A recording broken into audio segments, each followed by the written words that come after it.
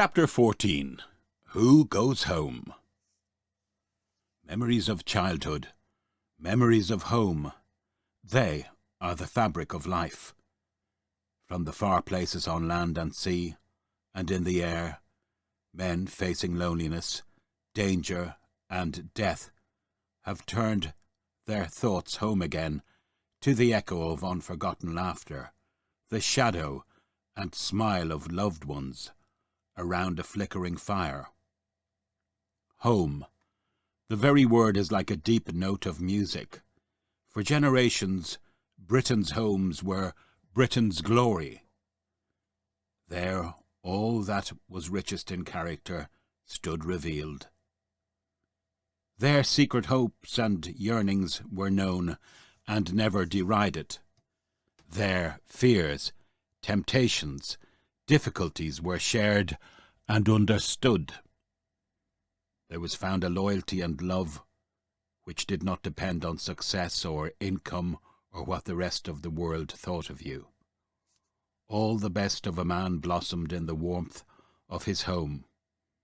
Whether a cottage or a castle, home was a place of permanence and tenderness, of peace and laughter, a sanctuary, an inspiration, a corner of the earth which a Briton moulded to his best standards and ideals. Homes inspire men to greatness. What passion burned in the hearts of those who sailed out from these islands across the grey, cold seas and made an empire? It was the passion to build new homes, and so they pioneered a family of nations. Homes were at the root of their conception. Homes turned many a wilderness into a community. Homes have been the backbone of democracy. They are the assembly line of national character, and character is the strength of the nation.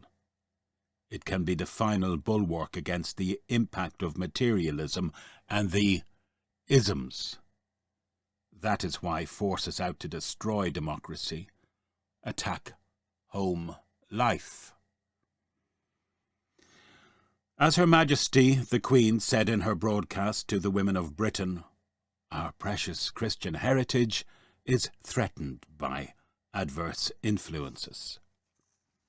These influences are helped in their attack on home life by the philosophy of defeat in the home, which is becoming more and more an accepted part of the British way, so much so that we almost expect instructions upon how to apply for divorce to be printed on the back of the marriage certificate. People's thinking about homes has been reduced to rubble as effectively as the homes which have been hit by bombs. Till death us do part. That was the motto and challenge of British homes, where loyalty continued to the grave and beyond it, and where children were the links of a perfect married life and love. Lately, the divorce rate has risen, the birth rate sunk, and many homes have become more filling stations by day and parking places at night. The couples who cannot get on without each other are being outnumbered by the couples who cannot get on with each other. Too many homes have a sweet shop atmosphere. Surfeit has staled the appetite. Once a song became popular, which contained the inspiring and tender declaration, "When your hair has turned to silver, I will love you just the same." That sentiment is more of an aspiration than an accomplishment in many homes. It is one measure of the failure of this age and generation. Think of the vast Himalayan range of human frustration and misery and hopelessness piled up in homes where only a dry, withered and enforced relationship remains. Bear the secret corner of the heart of each married man and woman. How many have said to themselves, "If I had had my choice again, I'd never have done it." So many people stride demandingly over the primrose threshold of the orchard of matrimony, grabbing the fruit with greedy hands and moist, trembling lips, whilst their minds and appetites expect the feast to last a lifetime. 10 years later, they have only a sour and shrunken husk to mumble and sometimes secretly despise. Since Doe and I began our great adventure, many people have asked us what difference it has made to our home. A friend who has known both of us for many years said to me not long ago, "Well, you were happy enough. In fact, you were about the happiest of our crowd. Are you happier now?" Doe is looking over my shoulder as I write these words. It is a sunny morning, and her hands and our home are full of cowslips and forget-me-nots. She will stop me if I write a word or sentence which she does not uphold. Our marriage has been transformed. Our lives have been transformed.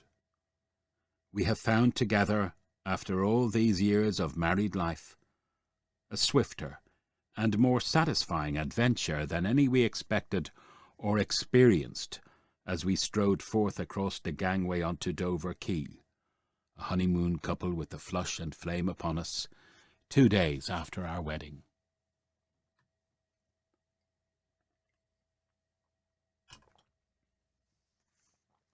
Today, we know the answer to all these things, great and small, which can and do stain or shadow the happiness of marriage and of life.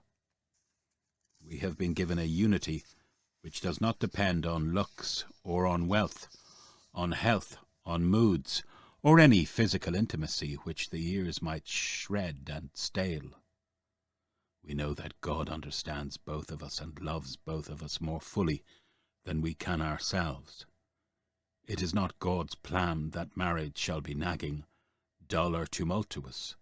His plan is for marriage to begin as a free, joyful human relationship, and for it to stay this way. Doe and I have found from our personal experience that there is a full, instant, and complete answer to every difficulty and problem of married life.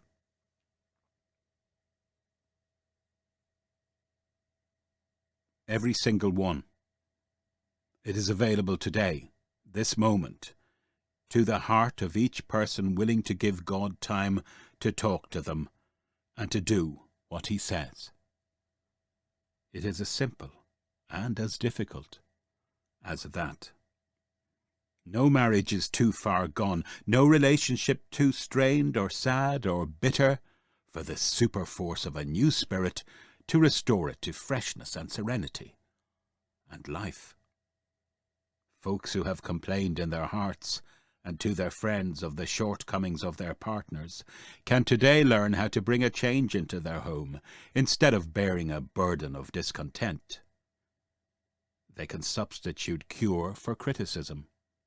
Many who have thought that the best of life was over have discovered a new youth and adventure to last them till they die.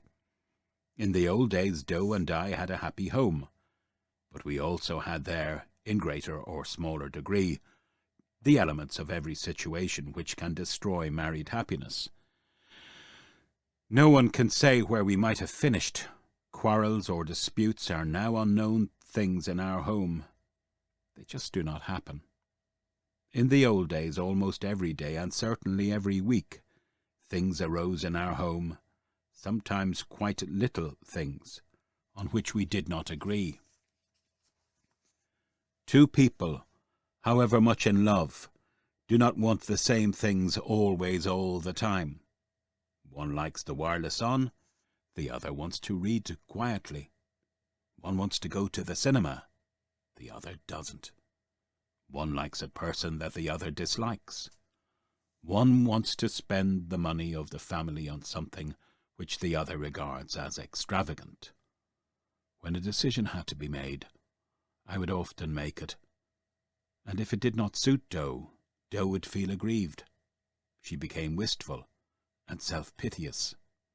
At this point, from over my shoulder, Doe urges me to write that she used to become enraged and try to take it out on me in petty ways. Often I would decide something first, act on my decision, and tell Doe of it after all was done.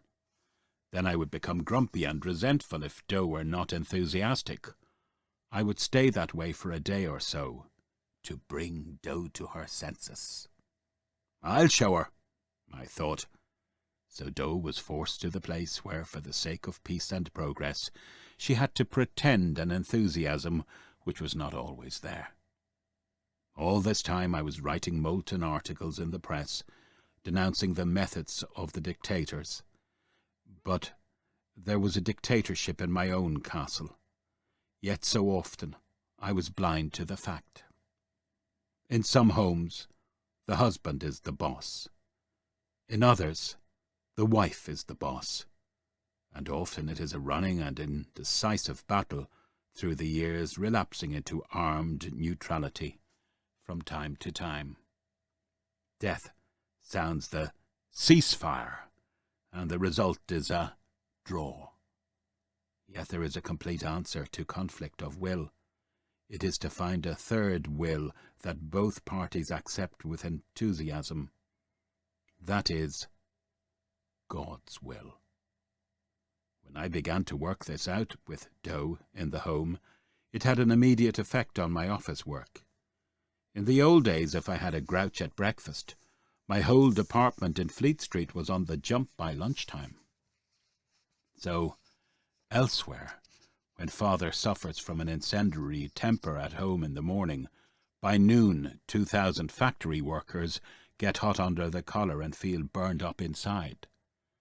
The man who slams the door as he leaves the home is the man most likely to shut the door on negotiation round the conference table.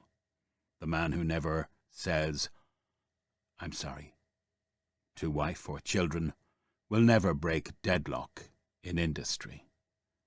The harmonies of music while you work do not remove memories of discord at breakfast and expectation of the jarring note at supper.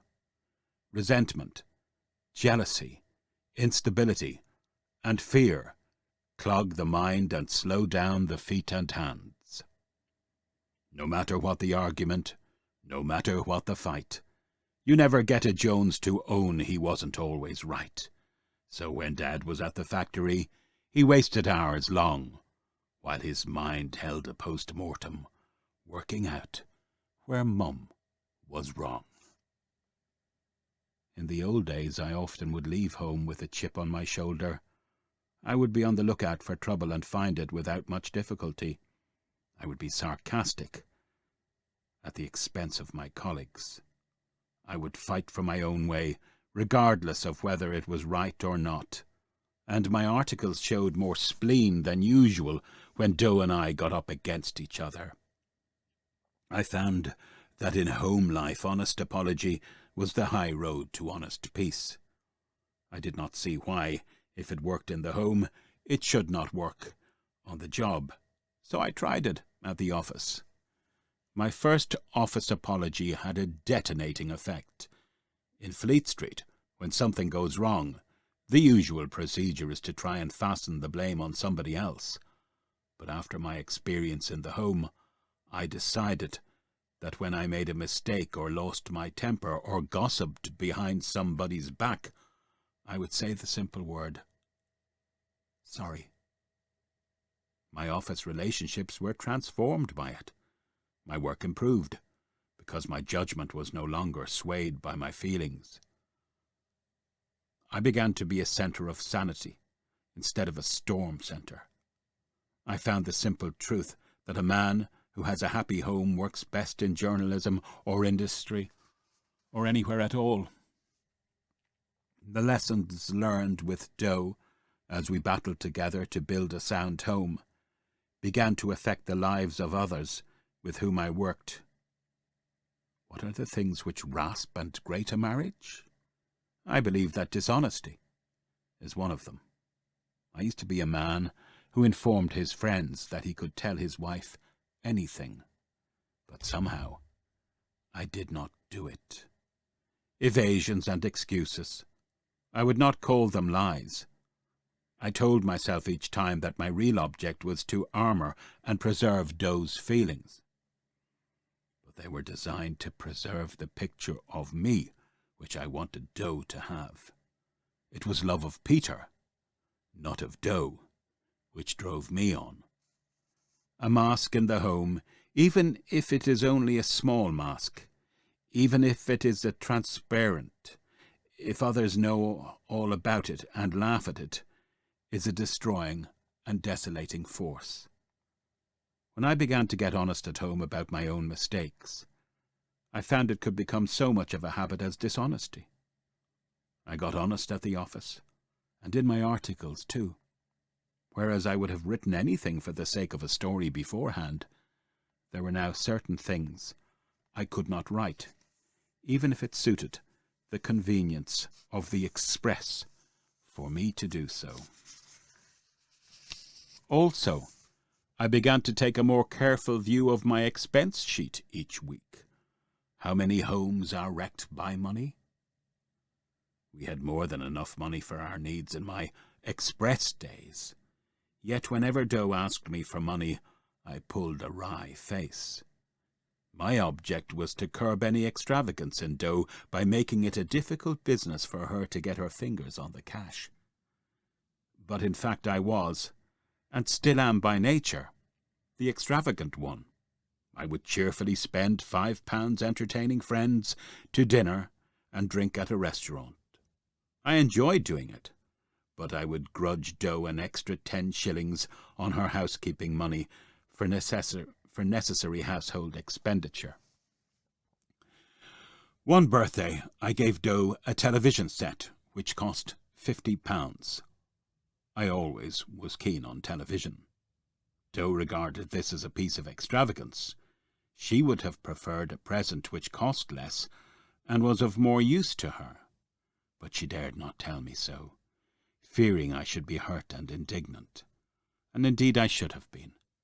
Nowadays Doe and I have learned to regard any money or property which comes our way as entrusted to us by God. We are its stewards, and one day must render our account of it. We reach a united mind before it is spent. When I found at home an answer to greed for money and to petty meanness, alternating with silly extravagance, it altered perspective on my newspaper job and my whole life. Until then, ambition and a desire for a bigger salary had been the fuel of my living. Now, for the first time, I was able to think of work and of life in terms of how much I could put into it rather than how much I was getting out of it.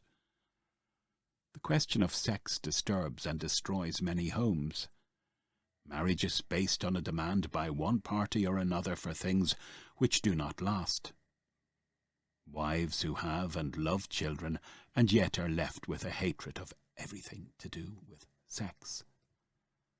Husbands and wives who pass a lifetime in the same homes and rooms together, yet never dare to tell each other exactly what they feel on this matter. Wives who are resentful of their husbands, yet ashamed to speak of their resentment. Husbands who are disappointed in their wives, yet make much of them. So many young people enter marriage believing that in some way it will be the end of all physical problems. I did so myself. Yet so many marriages are the beginning of new physical problems. It is a myth to imagine that a wedding ceremony transforms a hog into a gazelle. Marriage should be a sacrament, not a mere source of physical satisfaction. Doe and I both know that a unity and a freedom and an understanding beyond any human expectation is available to those ready to seek and follow God's plan, not their own, in every detail of their lives. Children, both before and after arrival, can be a destructive influence, a dividing influence in the home. There is the fear of having them. I was always a little afraid of becoming the father of children. In my case it was fear of expense and that the children would cut across my own pleasure, which squatted on my shoulders. Doe wanted children, Yet she had a fear that the bearing of children would ruin her figure and sap her youth. We know now that there is no need for parents so to bind themselves with fear. There is a super force which offers the complete answer for such fears. Children are gifts God. Children are God's gift, not man's achievement. God will guide those